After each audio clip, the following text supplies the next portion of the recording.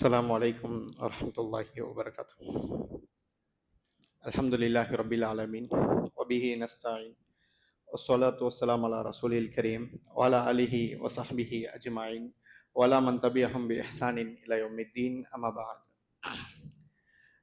அன்பிற்குரிய சகோதர சகோதரிகளே, அல்லாஹ்வுடைய மாபெரும் கிருபையினால் இந்த வருடத்துடைய ரமதானை நாம் அடைந்தோம். அல்ஹம்துலில்லாஹ், கிட்டத்தட்ட கடைசியில் 29வது பிறையில் அமர்ந்து கொண்டிருக்கிறோம்.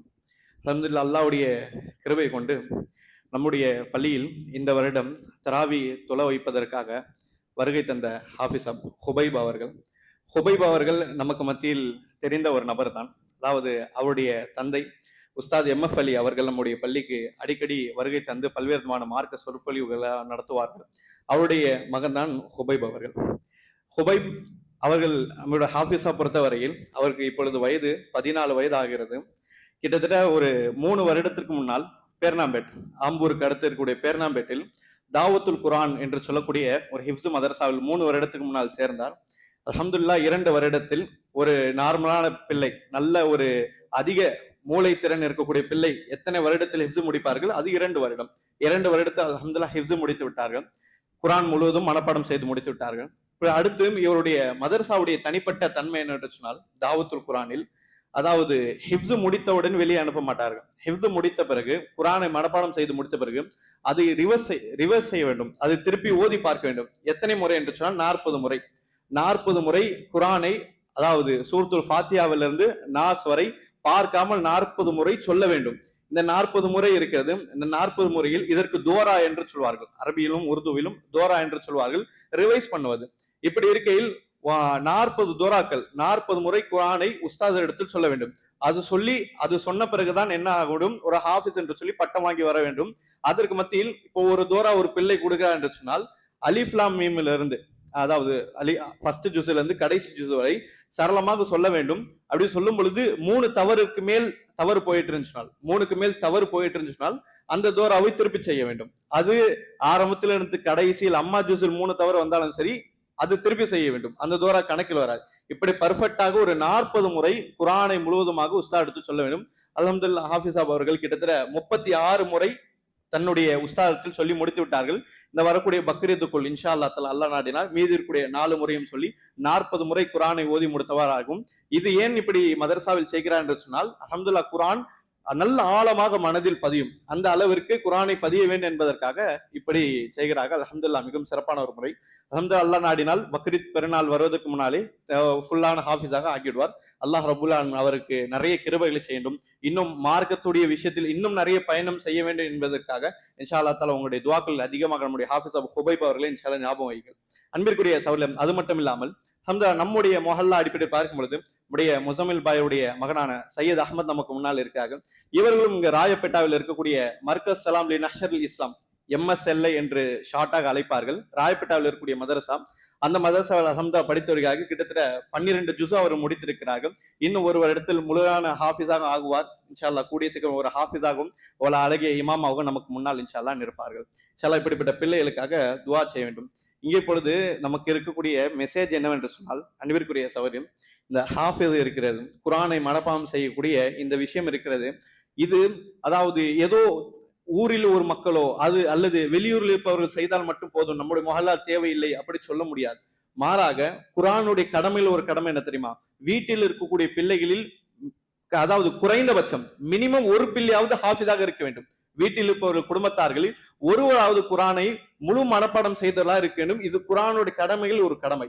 இன்று எவ்வளவு மறந்திருக்கிறோம், சுப்ஹானல்லாஹ். ஆனால் ரசூலுடைய காலம் அப்படி கிடையாது.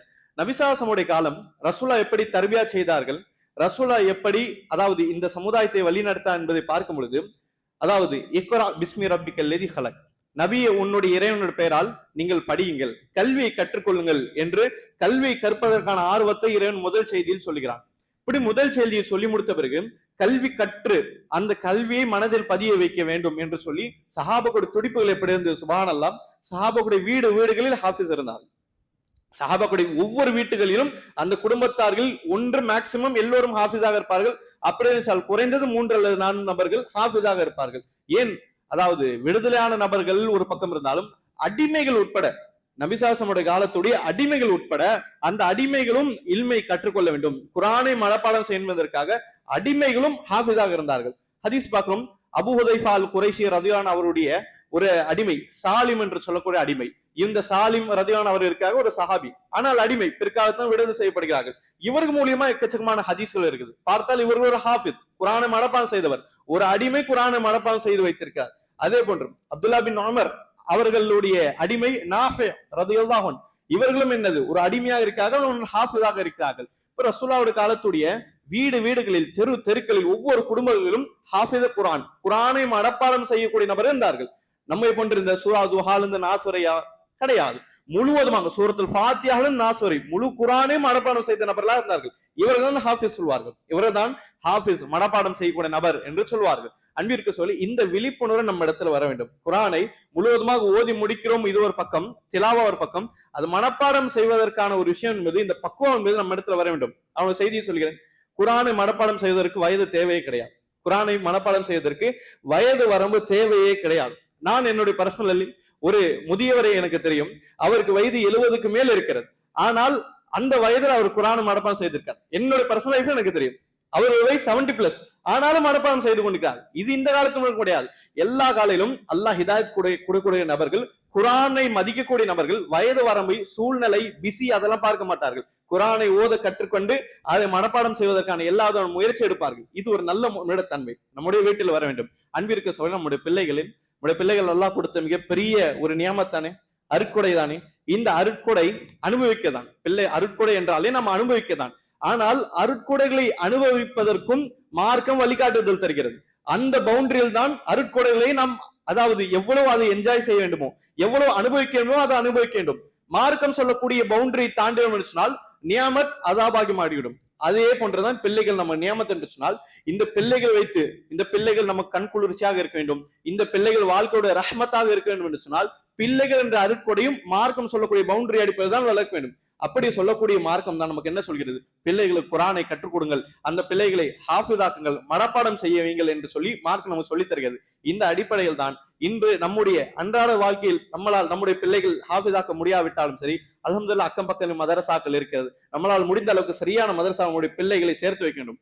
பிள்ளைகளை மதரசாவில் சேர்த்து 3-4 வருஷம் 5-6 வருஷம் எப்படி பிரிந்திருக்கிறது. அப்படி படிக்கக்கூடிய காலத்தில், ஸ்கூல் படிக்க வேண்டிய காலத்தில், இந்த வயசில் தான் இங்கிலீஷ் எல்லாம் கற்றுக்கொள்ள முடியும், உலக கல்வி கற்றுக்கொள்ள முடியும்.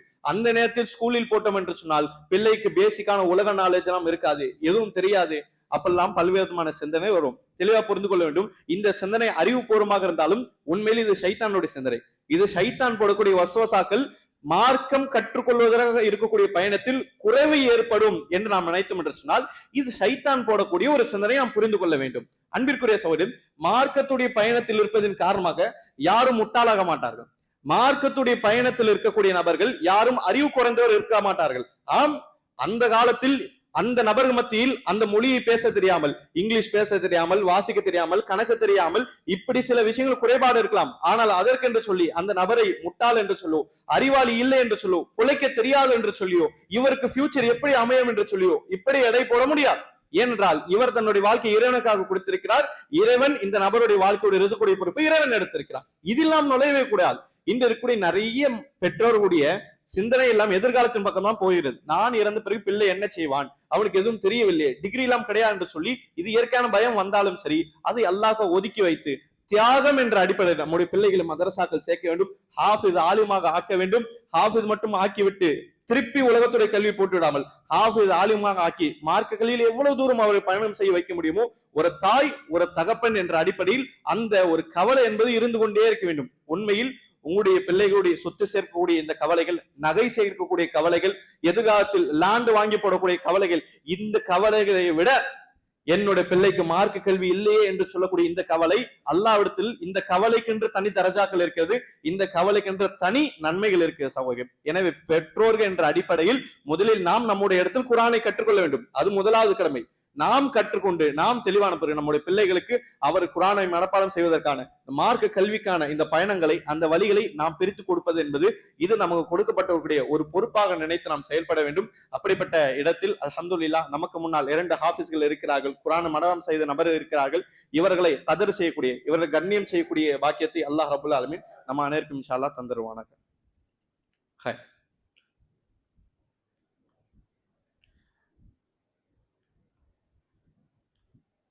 அல்ஹம்துலில்லாஹி ரப்பில் ஆலமீன் வபிஹி நஸ்தாயின் ஸலாத்து வஸ்ஸலாம் அலா ரசூலில் கரீம் வஅலா ஆலிஹி வஸஹ்பிஹி அஜ்மஈன் அம்மா பஅத்.